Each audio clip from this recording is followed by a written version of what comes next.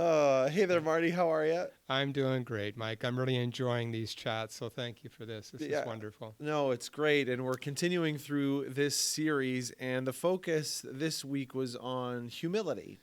And so before we get into a couple of the quotes and the nitty gritty, what stuck out with you with this chapter and just as overall, why do you think it's so important? Well, it is crucial. I mean, humility is opening yourself to continually learning. Yeah. And in the sermon yesterday, I did tell the story, and maybe I'll just recount that story again. It was when I was preaching at Schaumburg years and years ago when I was at Knox College.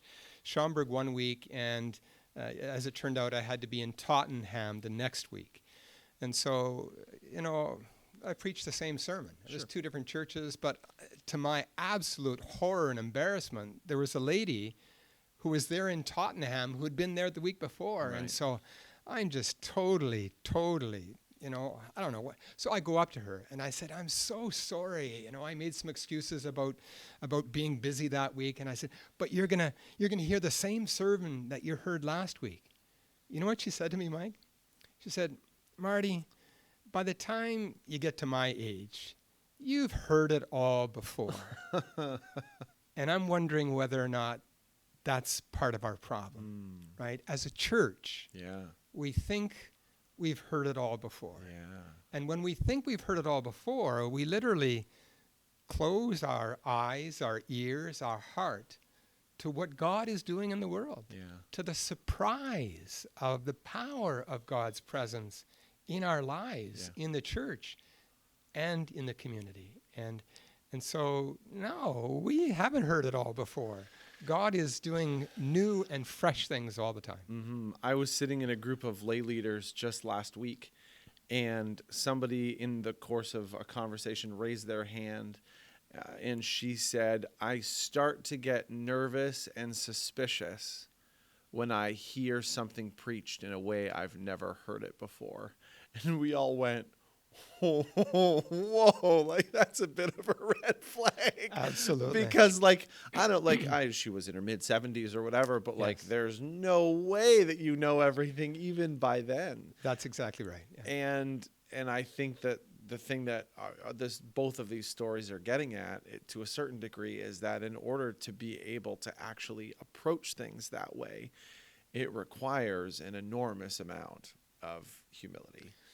Humility is the key. In order for churches, let me rephrase that. One of the things that I really love about this book, Turning Ourselves Inside Out, is that they talk about the kind of things that thriving Christian communities are doing. Mm-hmm. So it's not always you're doing this wrong, you're doing that wrong. No, it's let's focus on some of the things that thriving Christian communities are doing. Whether they're progressive, whether they're more traditional, thriving Christian communities focus on humility. Right. And it ties into something that we actually, as white people, especially as white males, need to come to terms with. And that's our sense of arrogance, entitlement. Sure. Sometimes that arrogance and entitlement is so strong, we think we have all the answers. Yeah. Just look at a problem and we can solve it. If you would just look at me and listen to me and do things the way that that's arrogance. Yeah. Through and through, that's arrogance. It ties into also what the authors talk about in terms of humility, recognizing, and the church as a whole has difficulty with this. But our role as church and our role as society in colonization and the continued effects of colonization in our society today, experienced by First Peoples on Turtle Island. Yeah. And until we come to understand our role and recognize the incredible hurt and pain and the ongoing effects of that hurt and pain, until we're able to truly effectively look at that, we can't embrace humility. Yeah. We really can't. Yeah, it's one of those things I think it's one of the most difficult traits that any of us will ever face. because even if you start off humble, if things start going well, it's so easy to go the other way. And, we having worked here and then working with you guys and having you been here know when you have a church like St. Andrew's that has been in its past, really big and a hub of the community. And I remember hearing a story 8 or 10 years ago. Somebody said, when you would come to Kitchener, when you would move into Kitchener back in like the 60s and in the 70s, you would join the Rotary Club, you'd join the Boys and Girls Club, and you'd go to St. Andrew's Presbyterian Church to find out where else you needed to be. It was a community hub. And I mean, all churches have changed, but there's a degree to which we sit here and go, well, how do we get back to that? And interestingly, it's the remembering that we're probably not the ones that brought us there in the first place. It's interesting that you bring that up. We need to have more conversations about that here at St. Andrews. Yeah. But you're right. 50, 60 years ago, I mean, there was a minister, a very dynamic preacher, wonderful personality, Reverend Dr. Finn Stewart.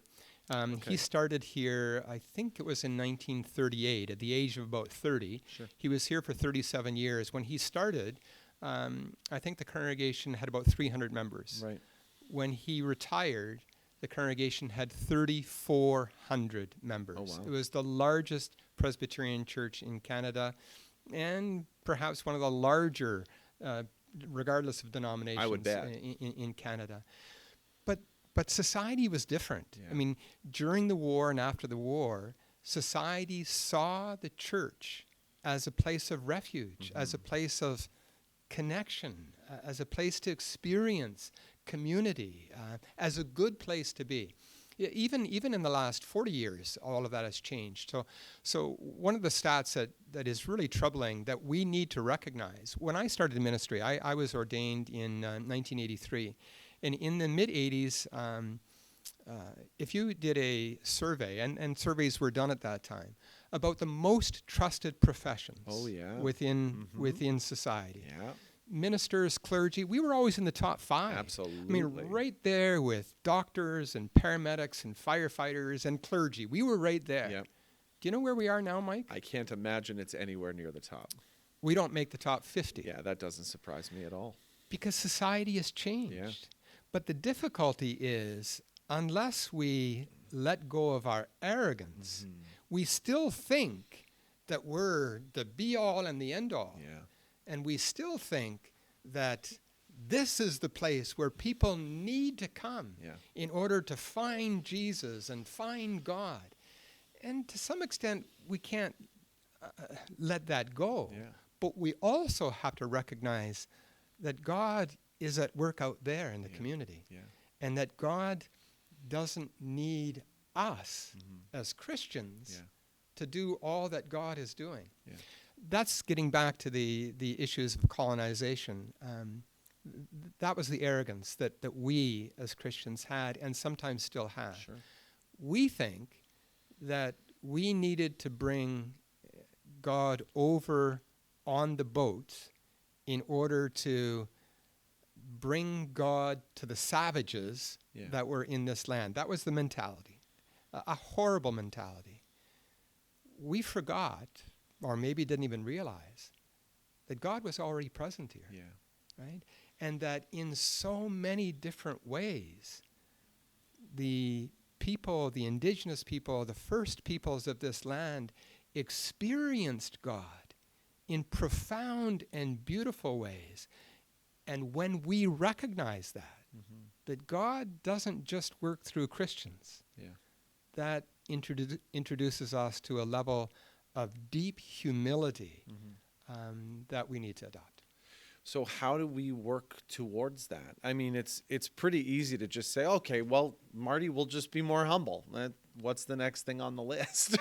What are the steps? What are the tools? What are the things that the average church-goer person listening to this can start to consider when considering that sort of character trait and how to apply it well? Because the joke, of course, is, Marty, just ask me about how humble I am. I'll tell you all about it.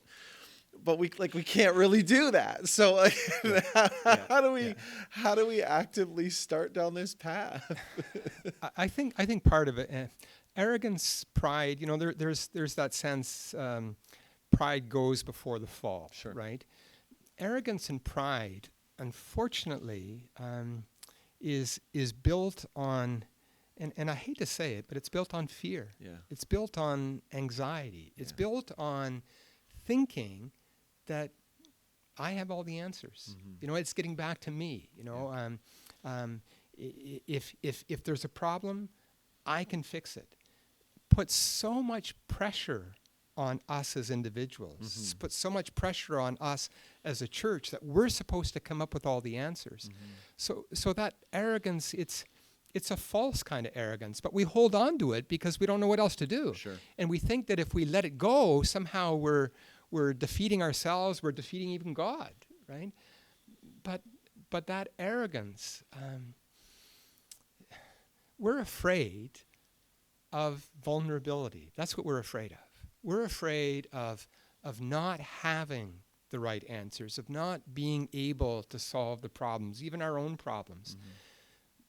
But the beauty of vulnerability is that it makes us connect to people and to God a whole lot more effectively than arrogance and pride does. Yeah. When we're vulnerable, Yeah. people can actually say, "Oh, I can relate to that." Mm-hmm. When we say, "I don't know," people say, "I appreciate that." Yeah. Because that's a hard question. I don't know either. Yeah. So again, it's getting the focus off of us and recognizing that God is the one who creates opportunities, connections. God is the one who works in us towards peace and reconciliation. God is the one who is the journey towards peace and love and well-being throughout the whole world. It's not all on us. Yeah.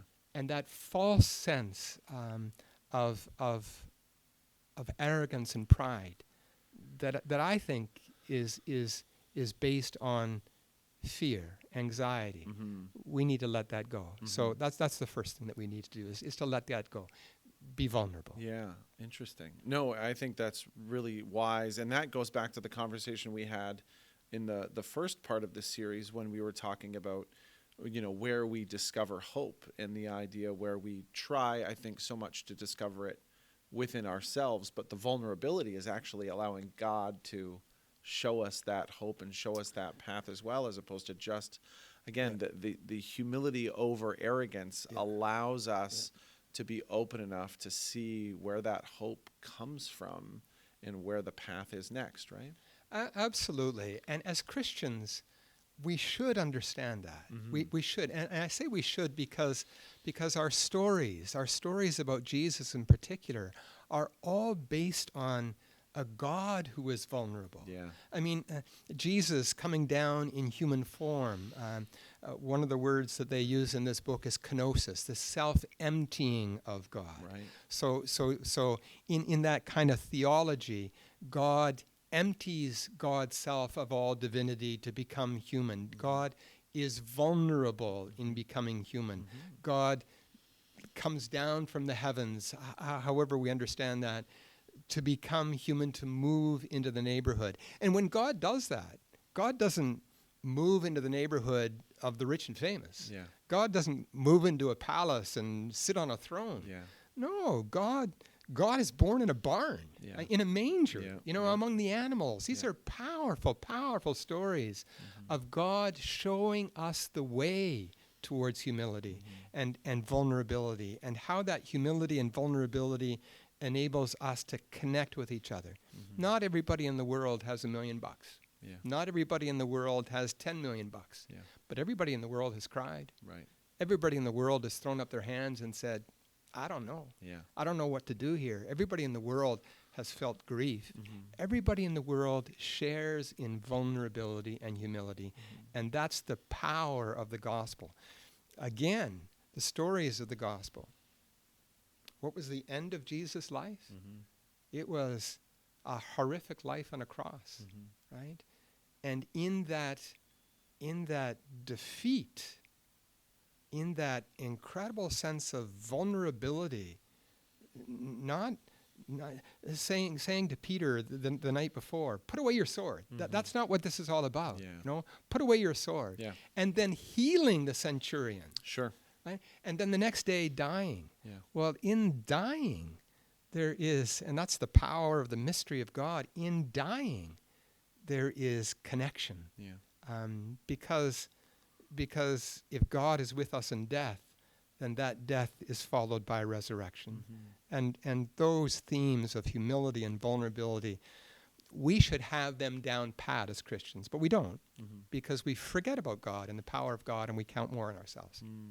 That's, I think, what the book is trying to say. No, that's interesting. And so that's the character trait. But then the other thing that we're looking at through this book is, we've touched on this in the last one, and we will in our next conversation, sort of what's the future of the church, and how does that work within this one quote that you pulled. It says this, the key question for mainline churches is not how shall we die, but rather how shall we join in on what God is doing today and live? And then, you mentioned the way to move from one another is to adopt a stance of humility and become a community and learning. So as a church, as St. Andrew sort of moves into its next phase of its ministry, how do we sort of channel that humility or shelf our arrogance? Because I think, and I could be wrong and I'm happy to be, but I think to a certain degree, it's the arrogance that leads to people going, oh, like we're toast. Like we can't see a path. Yeah. And because we can't see the path, that's it. But when you approach the future with humility, instead of going, we don't know how we're going to get out of this, you go, God, how are you going to get us out of this? Absolutely. And the key to that is listening. Hey, Marty, our camera just shut off for a minute, but that question that I just asked you about making sure that we're focusing on God with humility for the answers, about trying to find us. You were on a roll, on a great answer there. So let's try to have that one back. Well, part of it is that sometimes we think that we can fix it, right? Or we kind of feel as though it's all going downhill, and the church is gonna die, right? We need to have a posture of listening. And I'll tell you a story with respect to that. So a number of years ago, I went to a northern community, First Nations community, and listening to some of the effects and seeing firsthand some of the effects of colonization. And I still had that kind of arrogant, what can I do to fix it? And I remember talking to Chief and Council, and a number of us were present there, and I said, I just feel horrible about this. What can we do? And there was this incredible pause, right? And the chief looked at me and said, what can you do? Yeah. You can't do anything. Right. We've had 500 years of what you are doing. Interesting. What you need to do is to listen. Right. Is to listen to what we're doing, to listen to what our situation is about, to listen to what we're trying to do to address our situation. And then when we need you, we can ask you to do two things. One, tell people about what really is happening within First Nations communities on Turtle Island. And second, when we need you, come and stand with us as we speak. Now that's humility. That's humility. And listening is the posture that takes us to that humility. When we think we know it all, we shut down our listening. Sure. But God is at work in the world. It's not like we can go out into even downtown Kitchener and say, you know what, we know what all the problems are and we know how to solve them, just listen to us. Yeah.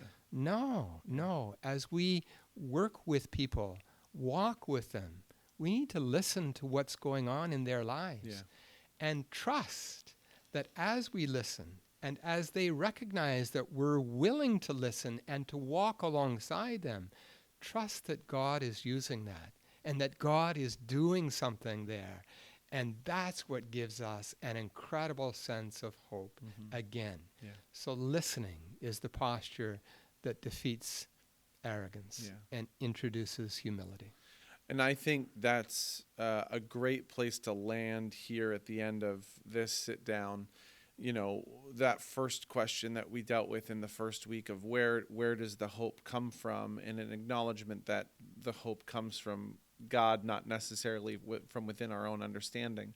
So then the follow-up of, well, how do we figure that out? And the first step of that is understanding that in order to look to God for the answers, you have to actually look to God for the answers, exactly which right. requires you to get out of your own way a little bit. Yeah, I like that, getting out of your own way, right?